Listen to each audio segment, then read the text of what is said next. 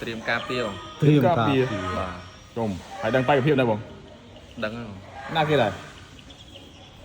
อะไรเชื่อเตะปุดสมบูรณ์ ว้าวสมบูรณ์ ปัญหาที่จะใช้มันเต็มเติมหนึ่งกรองสายกรอบวัด ISK บานแต่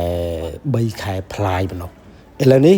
ត្រូវដាក់ខ្សែក្រវ៉ាត់ដែលខ្លួនក្រងឲ្យពុតសម្បូរជាអ្នកមកដណ្ដើម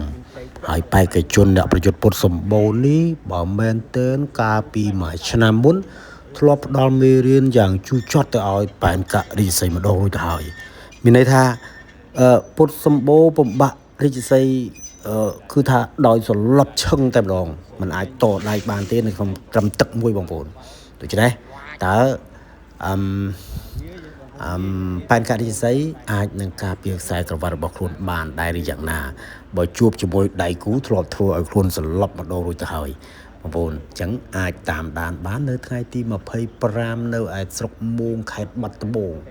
បាទនឹងមានការប្រកួតឡើងការពារខ្សែក្រវ៉ាត់របស់បែនករិយសីជាមួយនឹងពុតសម្បូរហើយពុតសម្បូរបើតាមឲ្យដឹងមកថាគាត់ត្រូវតែប្រមូលខ្សែក្រវ៉ាត់នេះមកដាក់នៅក្លឹបរបស់ខ្លួនឲ្យបានច្រើន ISKA ពុតសម្បូរធ្លាប់ទទួលមួយខ្សែហើយបាទឥឡូវត្រូវទៅដើមជាមួយនឹងបែនករិយសីទៀតបើសិនជាឈ្នះបាន2ខ្សែបាទចុះបងប្អូនវិញមានពាក្យពេចន៍អ្វីចង់ជូនពរ fan របស់ខ្លួនឲ្យគាត់នៅបន្តការពារបានហើយ fan ខាងពុតសម្បូរឲ្យពុតសម្បូរទៅដើមបានតោះ comment ម្នាក់មួយបាទ